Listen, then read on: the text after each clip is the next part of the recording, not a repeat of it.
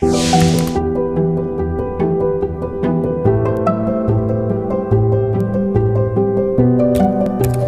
is part of an ad for Democratic Assemblywoman Christy Smith. She is running for Congress right now in California's 25th district.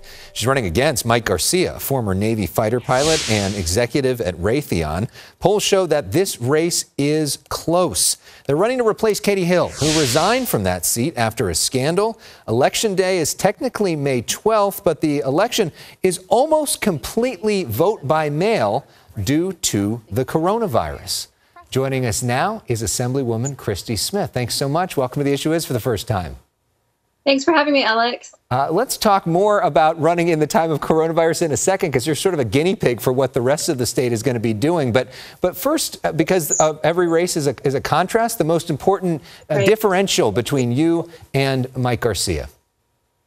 Yeah, well, the differences, I think, are pretty stark and in this moment really important. First of all, I'm the person running with the most actual government experience. And I think if ever there was a time that proves that we need our government institutions to be standing up and working on behalf of the American people and on behalf of Californians, that moment is now. And I've been doing that work for 9 years. Another key contrast is on healthcare. I'm someone who has been advocating all of my career in public service that we need greater access to healthcare, both in our infrastructure as well as coverage. So I support coverage for everyone. And I think this pandemic points to the many reasons why. The disparity in recovery and how some communities are being impacted by this directly translate to people not having coverage year round to have good health care. And then third, the contrast on how we're both approaching this race. I'm really leaning in, discussing issues heavily, wanting the community to know that I'm here for them, that I do want to make sure that we're providing all the supports and all of the economic support that they're going to need to continue to deal with this crisis. And we're just not hearing a lot of that from my opponent. Well, and I should say a note regarding Mike Garcia. We wanted to bring him, have his point of view on the show. We invited him to be a part of our show for several weeks, either in debate format or one-on-one.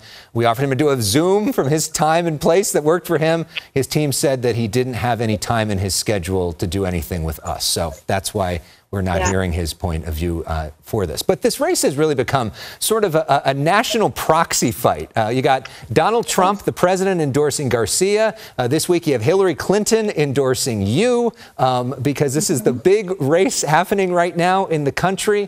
Sort of, what do you think is the biggest difference in terms of the coronavirus and how it should be dealt with? What do you think is the most important thing Congress can do when it comes to dealing with this extraordinary pandemic?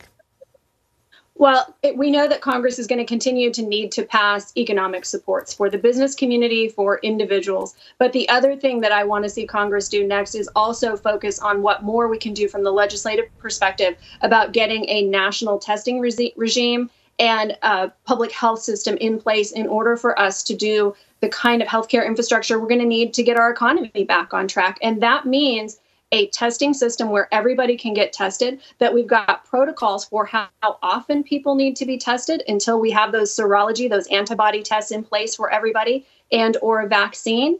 And then what does the public health support look like that allows us to do really good, really comprehensive contact tracing to shut down areas of hotspots as soon as they start to happen, so that we don't have to shut down the whole economy again once we do start getting up and going. And literally, so many of these conversations we're having outside of that right now are moot. I mean, we can talk about what a safe work environment is going to look like, but we can't get there until we're getting everybody tested. So here in California, we've been moving the needle on that pretty quickly. But it's going to take reliance on a national supply chain that's just not happening. And so that's where I want to see the federal government step up and add some additional layers of support, in addition to continuing helping people with support on the financial end, because a lot of us know that Californians are hurting, Americans are hurting with this extended period of joblessness.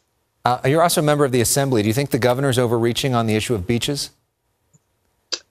Well, I was personally unhappy about what we saw in Orange County beaches because it was contrary to what, I was hearing here in Los Angeles County. I'm going to leave that decision to the governor. But again, a lot of these conversations are moot until we really have a clear picture through testing and through data protocols of what's safe and what's not safe. And so, I don't want to be putting all of our eggs in one basket, because what we really need right now is the science and data to help us and our public officials make these decisions. Let's talk about this campaign itself. You are campaigning virtually. He's campaigning virtually. We've never really seen anything like this before. What's it like being a candidate in the time of coronavirus? Well, two interesting perspectives. One, I'm a candidate who likes to be out there doing the town halls and shaking hands. So in this moment for me, I would love to be doing that, but I can't.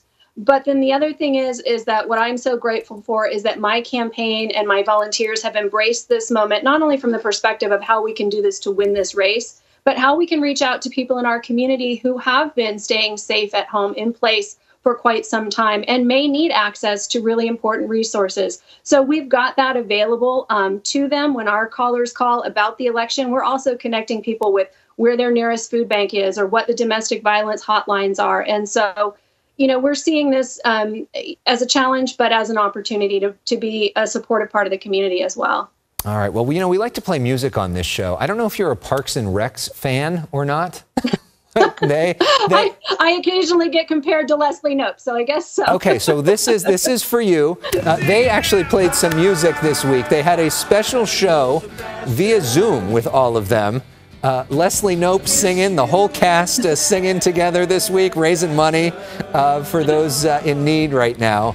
So this song is dedicated to you.